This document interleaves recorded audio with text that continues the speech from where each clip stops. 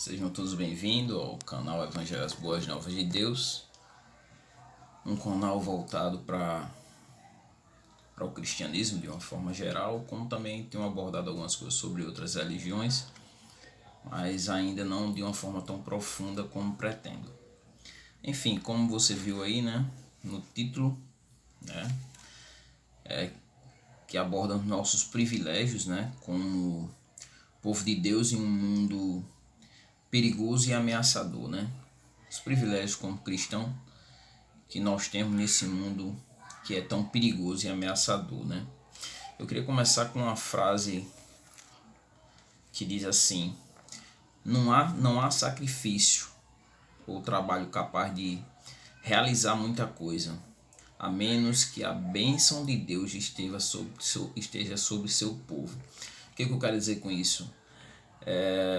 Você pode, como nós vemos hoje, uma sociedade onde as pessoas elas têm uma vida corrida, constante, em busca da realização existencial, voltada para o sucesso financeiro, principalmente, para ser bem sucedido na vida.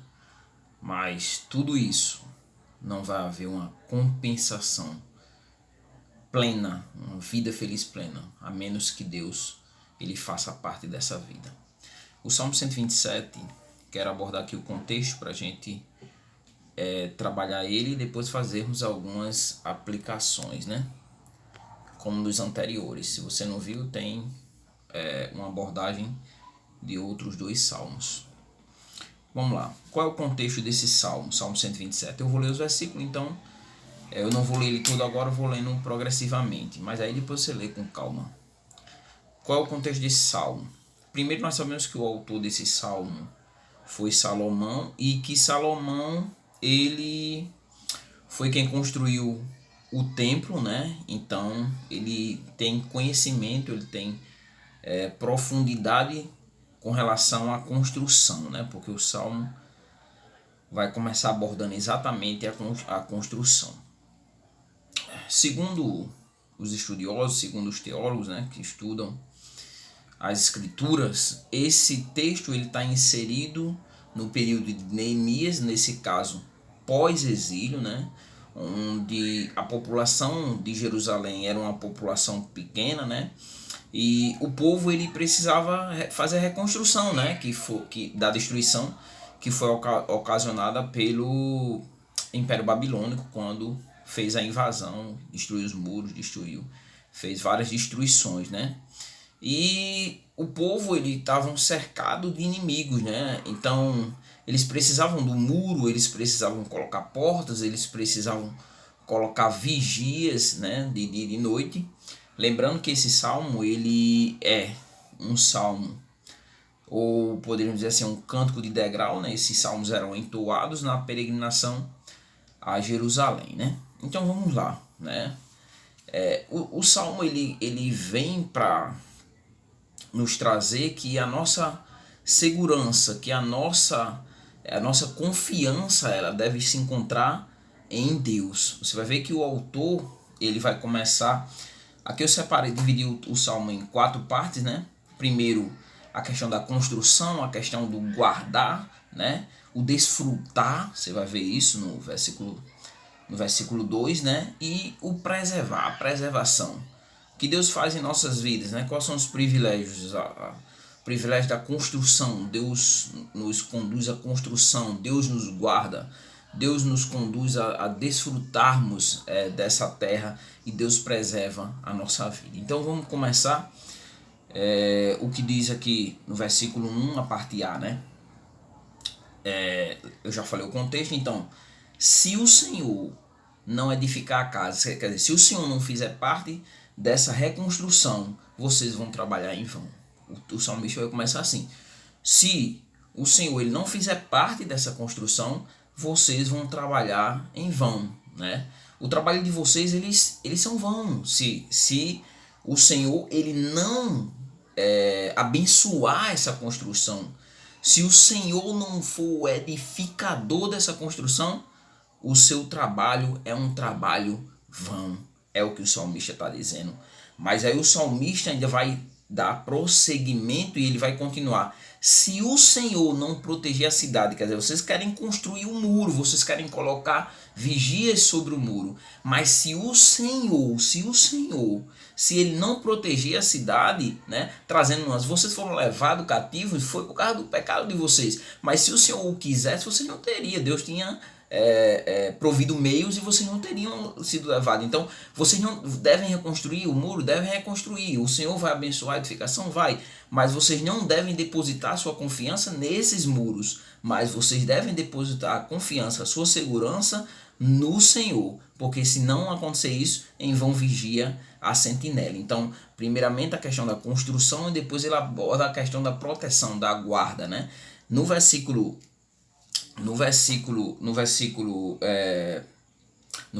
2, né, ele vai trazer um foco mais para o trabalho, para o dia a dia, né? Então ele vai dizer assim: inútil vos será. Lembrando que um versículo sempre liga-se ao outro ou está dentro do mesmo contexto, né? Aí ele diz assim: então, se o Senhor não edificar, se o Senhor não proteger, inútil vos será levantar de madrugada, repousar à tarde, comer o pão de dores. Quer dizer, comer o pão do suor do seu rosto, né? Depois do pecado de Adão, o homem passou a comer do suor do seu rosto, o trabalho passou a ser árduo, cansativo, né? Então, porque é inútil, né, tudo isso? Aí ele vai dizer: pois ele, quem é ele? O Senhor o supre aos seus amados enquanto dorme. Quer dizer, o Senhor provê o sustento de vocês enquanto vocês estão dormindo. Então esse é a questão do desfrute, né? Então uma coisa está ligada ao outro. O Senhor deve fazer parte de toda essa composição.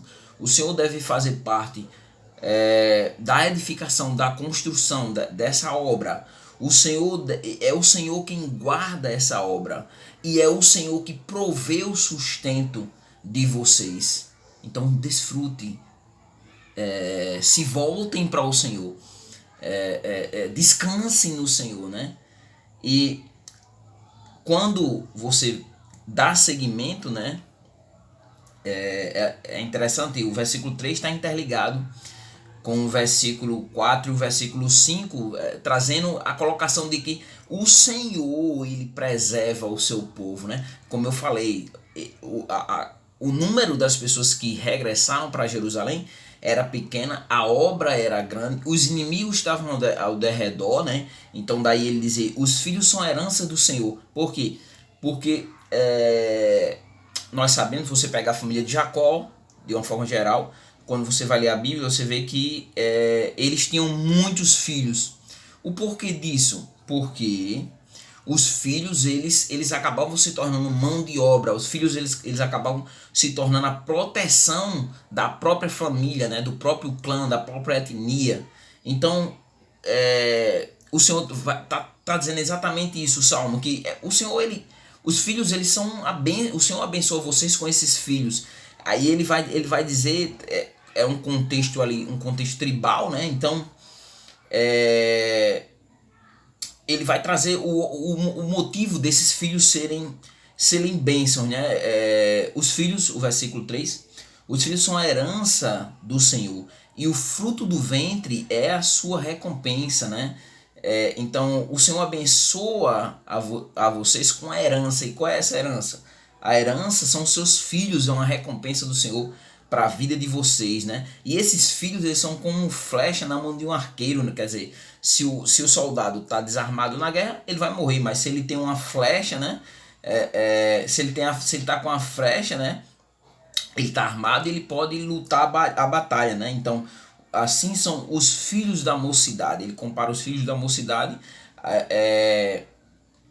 com as flechas de um guerreiro. E aí ele vai complementar exatamente o versículo 5. Ele diz assim: bem-aventurado o homem que com ele enche a sua aljada. Quer dizer, a bolsa onde carregava as flechas, né? Que tem muitas flechas. Porque se você tem muitas flechas, quando vocês entrarem, né, quando vocês enfrentarem o vosso inimigo numa disputa, vocês não serão envergonhados, porque você vai conseguir lutar. Então, os filhos, eles trazem essa proteção.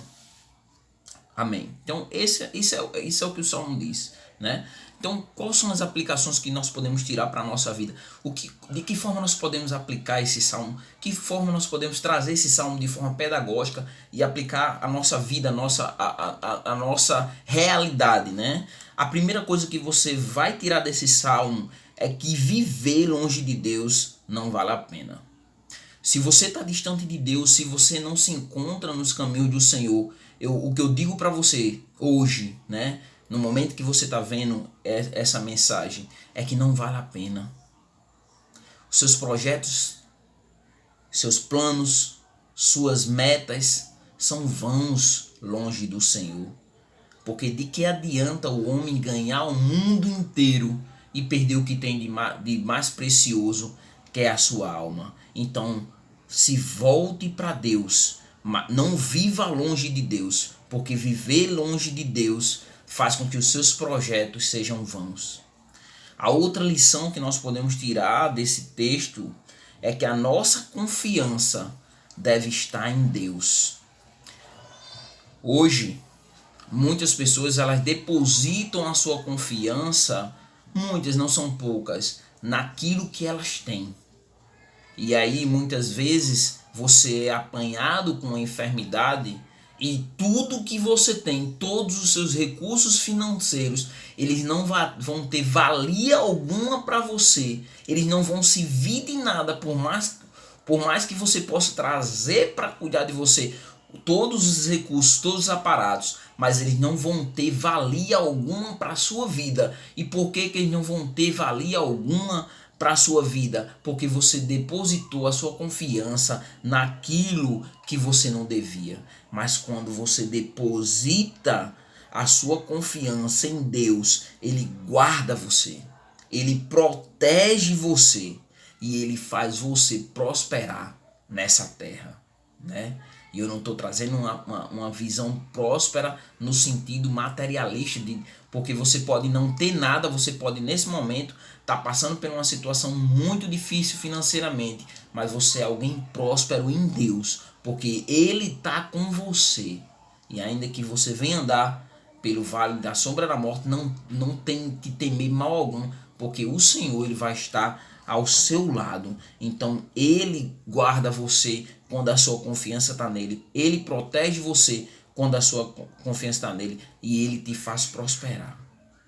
A outra lição que nós podemos tirar desse texto é que Deus deve ser o alicerce de sua família.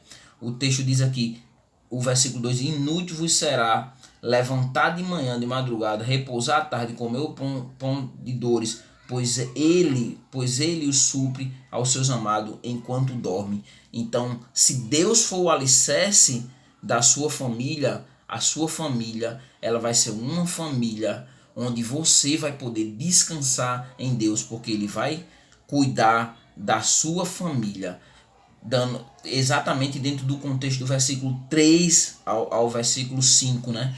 Que é a sequência, né? Se Deus é o alicerce da sua família, automaticamente Ele preserva a sua família. Então, se ele é o alicerce da sua família, Ele preserva a sua família, Ele vai preservar os seus filhos, Ele vai preservar o seu cônjuge, e Ele vai preservar as suas finanças, e Ele vai preservar a sua saúde, a saúde da sua família.